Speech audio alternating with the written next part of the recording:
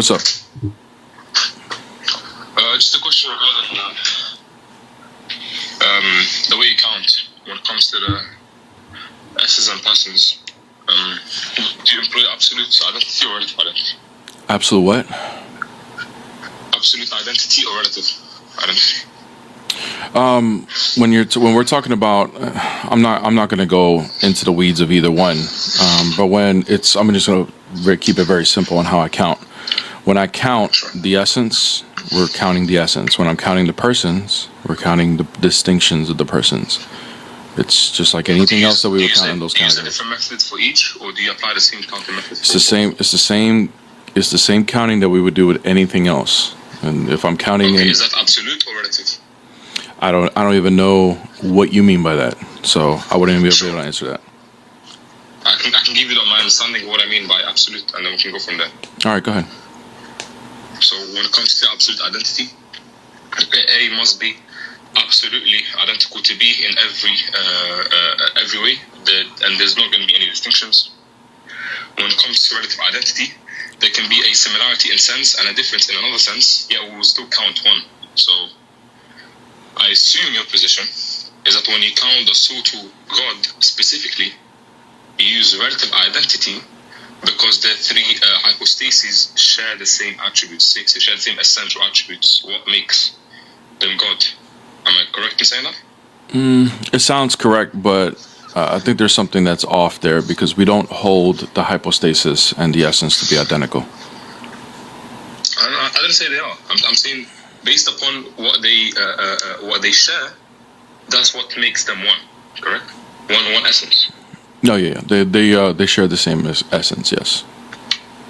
Now the issue you have is that if we employ the same counting method for the soul to person, for the what? I'm sorry. For the soul to for the category person. So obviously there's going to be the category of God and the category of person. Mm-hmm. The category of God, I got the clarification now. Your position is that we employ relative identity. Now, when it comes to the soul to, I don't know if I don't think I necessarily subscribe to relative identity. I just can't pinpoint what's off on that. But proceed with the argument, and I'll be able to point it out. Sure, but the thing is, if you go with absolute identity, I don't know if I hold to either one, to be honest with you. But that's what I'm saying. Like proceed with the. I don't necessarily have an objection right away as far as how you describe relative identity. However, I think it'll be easier for me to point out my objection if you just proceed with the argument. It means if you say that one more time. I think if you just proceed with your argument of what the issue is, then I'll be able to object. My argument is that Christians, when they count, specifically speaking of those who hold to your view, you guys use a different counting method for the category God than the counting method used for persons. The reason I say that is because when you guys count the category of God, you say that because they share the same essential attributes, relatively speaking, they employ a relative identity that's going to make them one God. However, when it comes to the persons, you employ a different counting method and you employ absolute identity, and therefore you say that because the persons are not absolutely identical, they're going to be discernible, therefore they're not each other. So now my question to you is going to be, that's my objection. Why do you use a different count? If you do, why do you use a different counting method for this category God than category person? What's the issue with what, like you're presenting an argument as if like we have to go by a counting method that you're like, as if the problem is a counting method. But what is logically incoherent with counting the essence as the essence and counting the persons as the persons, and then because of what the essence are, counting saying that the persons are still one being. Like what's the issue with that? Yeah, I have no issue with you counting persons and essences. I have no issue with that. I'm saying what I have an issue with. No, I know. The way. Go ahead. Yeah. But I'm going to clarify again because I understand what you're saying. But go ahead. Yeah. So the way you guys are counting, I'm saying that you should stay consistent. And if you're going to employ a counting method, it should be consistent for both soul to God and soul to person. But if you use a different counting method for each, I'm just going to say that you have special pleading to avoid polytheism. No, I think the special. I don't think that you're presenting anything that is an actual objection. I think what you're doing is you're presenting a criteria that you're trying to pigeonhole me to, and my objection is, why should I be held to this criteria? Okay, I'll make it simple. If we were to count the soul to God by absolute identity, how many would we get? Yeah, brother, I'm not going to go into the absolute identity. You're not responding to why you're holding me to this standard. Yeah.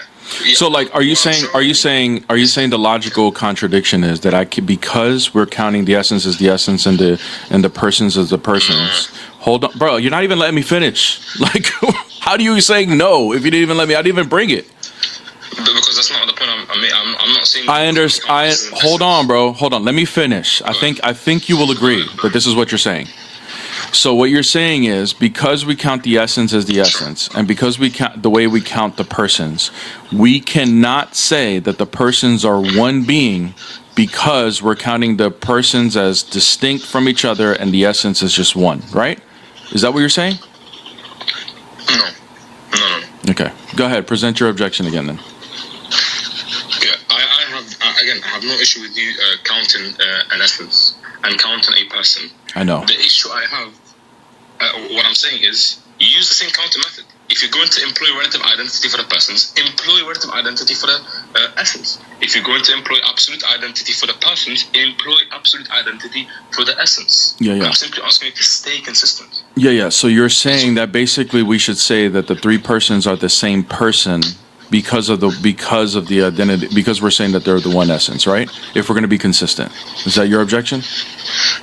If you employ absolute identity, then you're gonna have three persons, but you're gonna also have three gods. If you employ absolute identity, right? I get what you're saying. So if we're gonna go absolute identity, just like we're identifying the persons, then you're saying that this would have to apply to the essence, correct? Yeah, unless you become a modalist and say that the Father right, is the Son. or exactly, or we're gonna do relative identity, and then they would have to say that there's one person, correct? Exactly. Okay, exactly. I knew what your objection was this whole time. Now, why should I be? Why? Well, let me ask you this. Let me ask it this way, because I don't want to go around in circles. Well, let me just put it out there that we do not believe that the hypostasis and the essence are identical. They're distinct from each other. I agree. Okay, good.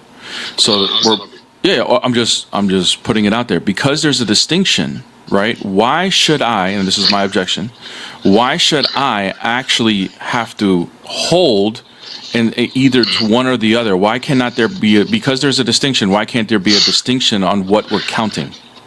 Yeah, so just because two subjects or two predicates are distinct doesn't mean that we employ different counting methods. That's unintelligible. Yes, it does. Yes, it does. Those are because they're two different categories. Sure. We're like this is all, we're not going to conflate the two categories because if we're conflating if we're going to conflate the two categories, then yes, the counting is going to be the same. But this is why it's important for me to say the hypostasis and the essence are distinct. Now that would mean it would be a different counting. That's what that would mean. Why? What's the argument for that? Because they're distinct. That's why. Okay. What do you mean? Like. One second.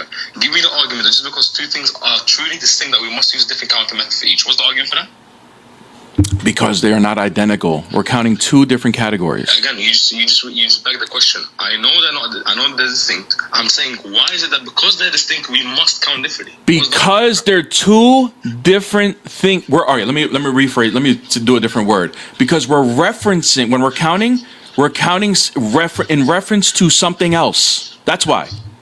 I agree. So what's the argument? Exactly. Then you agree. Then you need to provide to me an argument as to why it should be the same counting method. What? You're not serious, right? Okay, bro. All right. Well, we're not going to keep going around in circles. I don't see why I need to be held. What the incoherence is that we're going to count it differently. Because you would simply be special pleading. No, I'm not.